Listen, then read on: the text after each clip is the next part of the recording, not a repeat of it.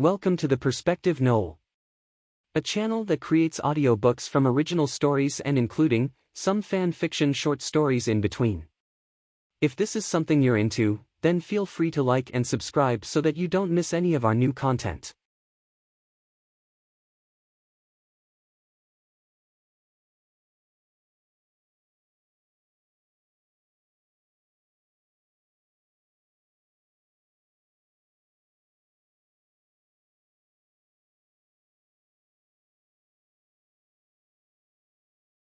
They call him Max. Part 1.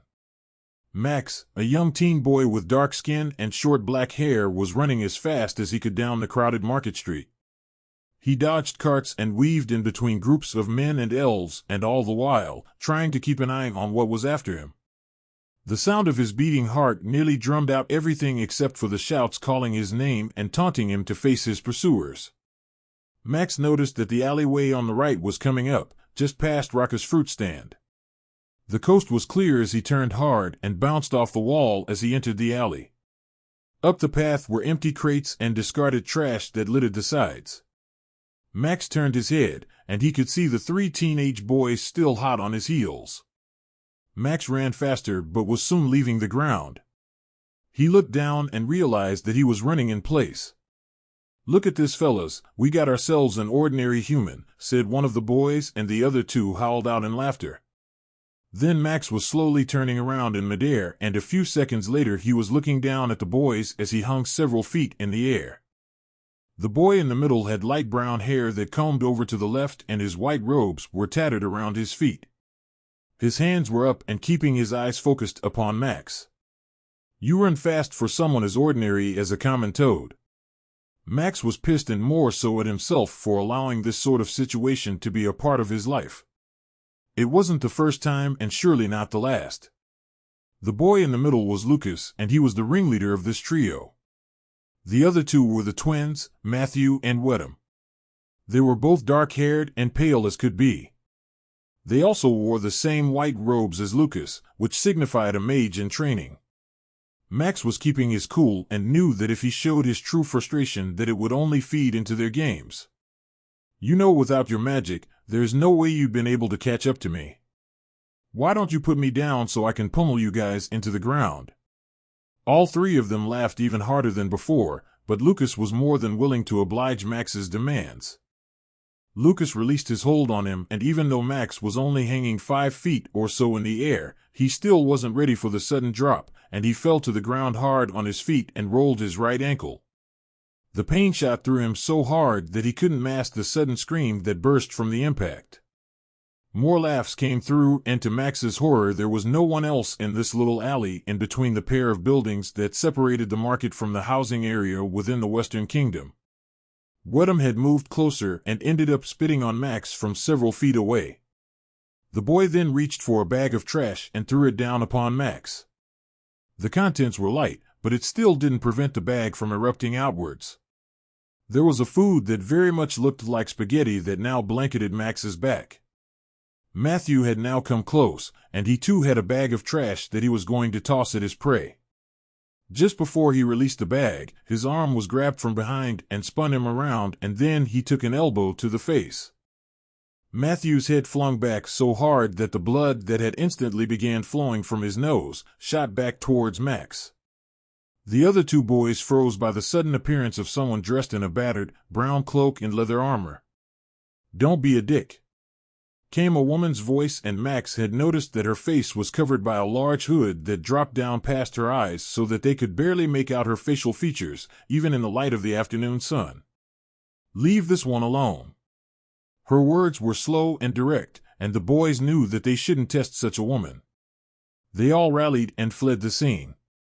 Max had sat up and stared up at his savior, and the woman had moved to his back and began brushing off the trash. He felt so embarrassed and always useless to do anything about it. The woman had then reached for Max's hand and pulled him up off the floor. He studied her hand and realized that it was blue. He peered into the hood and could make out the blue color skin there as well. "You're a Gorfrandane elf, aren't you?" "SHH.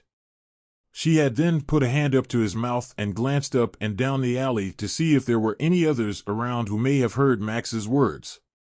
"It's not safe to say that out loud, kid." She had removed her hand from Max's mouth, but she still swept the area for movement and glanced above them to see if there was anyone hanging out of the windows who may have been observing what was happening in the alley. I thought you and the rest of your army had all left once Sevillon had moved in." Max was now speaking in a whisper and minding the words he used. She had then looked at a nearby door on the left side of the alley that led into a house, and she reached for the handle, and to their luck, it was unlocked. The woman gave him a hand gesture, and he took it as a sign to wait there. It wasn't but a minute later that she had motioned for him to come into the building with her. He was slow to move at first, but dove inside, and the woman had closed the door the moment he had cleared the threshold. The room was dully lit with natural light, and as Max scanned the room, he could see two people sitting on the couch in an awkward position. "They're fine." The woman spoke, and this time her whisper had gone, and she had also removed her hood. She revealed white hair that was pulled back into a ponytail. She had slender features, and if it wasn't for the daggers at her side placed in her belt, Max would have thought this was simply a non-threatening, beautiful woman. "They aren't dead, I just stuck them with an injection. It makes the host fall asleep for a time. It depends on the body type as to how long they stay asleep. I'm Mala, and who are you, kid?" Max had a hard time absorbing the scene before him, and the explanation still hung in the air. He eventually found his voice. "I'm Max. Thanks for helping me out back there." "Sure thing, Max," Mala answered, and she walked over to the opposing door, and there was a window nearby, and she peered out of the closed curtains.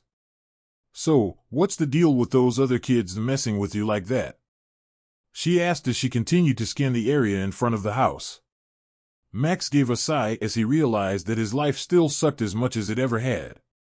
"I don't want to talk about it," he answered, and leaned up against a wall that separated the couple on the couch from the kitchen that was now behind him.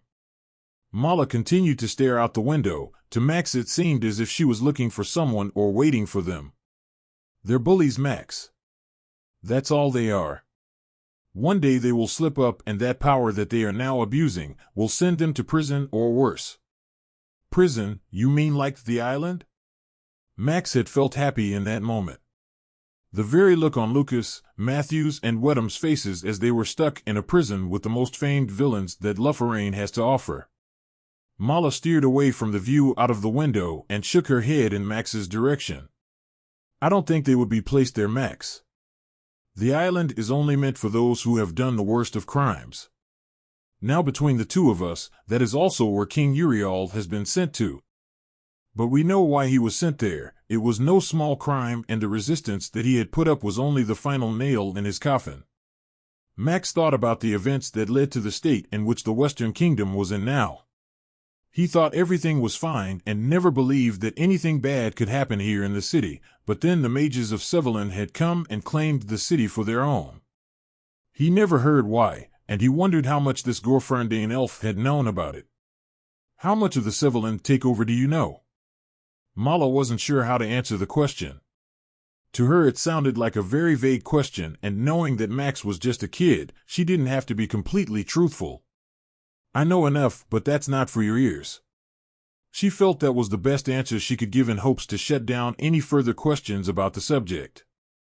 Max, while still leaning on that same part of the wall and his gaze had never left her face, had asked, "So why are you here?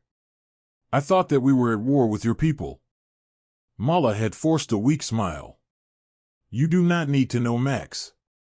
Look, I'm sorry, but if you had asked normal questions such as, where is a good place to have breakfast around the outer towns of the city, then I'd say a debate could inspire an adventure." Mala paused as she had seen the hand flinch of the man sitting on the couch, and she already had a hand on one of her daggers and was ready to send it through the air. Yet the man did not move again. "Don't worry about those other boys, Max." "Why not?"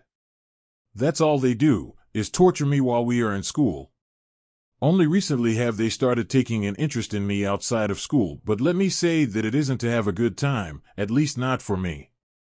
Max shook his head and could feel his emotions trying to sweep over him. Where's your parents?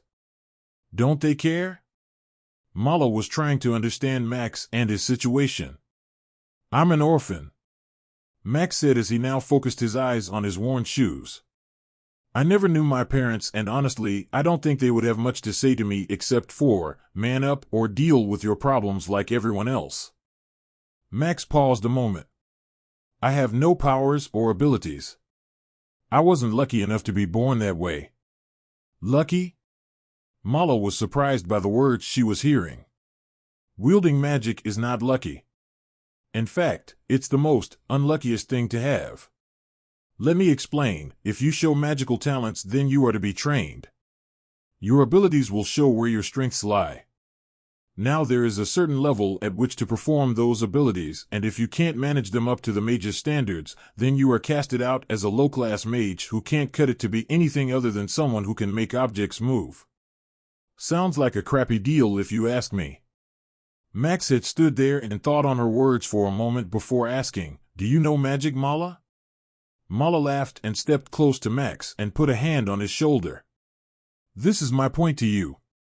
I have no abilities except for the ones that I was trained in by my people. I can take down a mage without being seen. I can cripple governments with deception and insight. All of which, any living thing in Lufferane has the chance to learn such tactics. Find your strengths, kid. Don't focus on your weaknesses. Now, I must go, and you should do the same. But wait, isn't there something you can teach me really fast before you go? Max seemed desperate now for anything to give him an edge the next time he meets his bullies. Figure it out. Mala simply answered and left through the back door, and Max was alone, well, as far as people being conscious in the same room as him. Max wanted so badly to have any sort of ability to level the playing field with those jerks, but he couldn't. At least not before. He ran into Mala for a reason, and she gave him some sound advice. Find your strengths and stop focusing on your weaknesses. Max had left the home through the back door as Mala had and returned to the alley. There was no one around, and he could still hear the voices bouncing off the walls from the market. He breathed in deep and began his walk back to the orphanage. The sun was coming down, and the time on the bell tower in the middle of the market square read 6:34.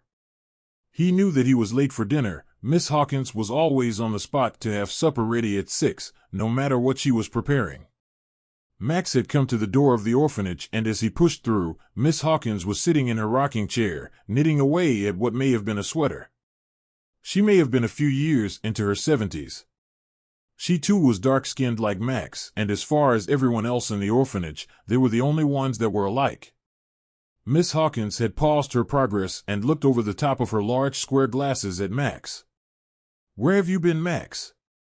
Did you get lost? I was just hanging out in the market, trying to find something worth spending my allowance on. He answered, and it was the truth. And? Miss Hawkins began to pry. Nothing really, but I think I might be looking in the wrong place. The market has everyday sort of things, common things. I think I need something unique. Unique? Boy, there is something in that marketplace that is unique for everyone. Miss Hawkins stood up and walked into the kitchen that was just behind her rocking chair. Come on, Max, we got some leftovers in here. Surely you aren't going to want to go to sleep hungry. Max shrugged and forced his feet to follow her into the kitchen and investigated the large pot that was hanging over a burnt-out fire. The embers were still plenty hot to keep its contents warm, but his heart sank just the same. It was Miss Hawkins' famed soup. It was mostly potatoes and carrots, and here and there he'd get lucky if he found a sliver of goat meat. She fixed him a bowl and handed it to him and studied him for a moment. Max, what happened to you? You have dirt all over you, and you smell like you have been playing in a sewer or something. Max had to think of a lie on the spot. He knew that if he told her the truth, that she would more than likely march up to the school the next morning and demand to talk to the boys who have been tormenting him. Yet Max knew how that would go in the end. He wasn't going to go through life believing that there would always be someone to bail him out of a tight spot. I was running around with some kids from school and misjudged my steps as I rounded a corner. I slipped and fell on a dirt patch by one of the buildings, and wouldn't you know it, a couple bags of trash were there to catch my fall. Miss Hawkins began to laugh, and it only grew the more she thought about it. You have the most interesting luck, do you know that? She patted him on the head and went back into the other room where she had found her chair and picked up her sweater that she was working on. She seemed relaxed, as if the work put her into a trance and she could think of a time when her life was different, or maybe recently when she'd gone on a date with a man from the church. Can I take this into my room, Miss Hawkins? Max asked, hoping that it was nothing more than a yes. Of course, my dear, just don't spill it, 'cause if you do, you have to clean up after yourself. Yes, Miss Hawkins. Max turned and walked down the hallway that led to the basement. Once below, there were doors on either side of the narrow hall, but all of which had a wooden board nailed to it, and there were the names of the children that stayed beyond them. His was the third door on the left. Max had closed his door and placed the bowl of the soup on a small desk at the end of his bed. His room was also narrow, and the bed and the desk with a chair in front of it on the far wall. There was an equal amount of space remaining in the room, and that space was used to play with toys on the ground or for others to join him. He had a small closet that he couldn't access if his bedroom door was open, and there he had only a few sets of clothes. Max was able to force the food down, and he knew that no matter what the food was, he had to eat it, or he'd go to bed hungry. There was a small stack of papers on his table, and there he had his own journal of sorts. Some pages had his deepest thoughts, and others were moments that he had kept track of, those encounters with Lucas and the twins. There came a knock on his door, and there a girl's voice came through the barrier. Max, are you wanting company? The voice seemed too excited for Max to ignore. No, not really, Josephine. We'll talk later. Come on, Max, I got something today with my allowance and I wanted to show you. Come on, please. At that point, he had to at least get up and open the door for her, this way she wasn't standing in the hallway just yelling away. He opened the door and dully looked at her. Josephine was a girl, maybe 10, with blonde hair and light skin, and she was always in a good mood. Thanks, Max. Josephine had replied, and without being welcomed into his room, she let herself in. You know, I think we need to do something to this room. It's been far too plain for so long. I've told you before, I won't be here forever, so what's the point in making it my own? Max had left the door open and sat down in his chair. All right, so let's see what you bought. She didn't answer him at first. She was too busy staring at the stack of papers on his table.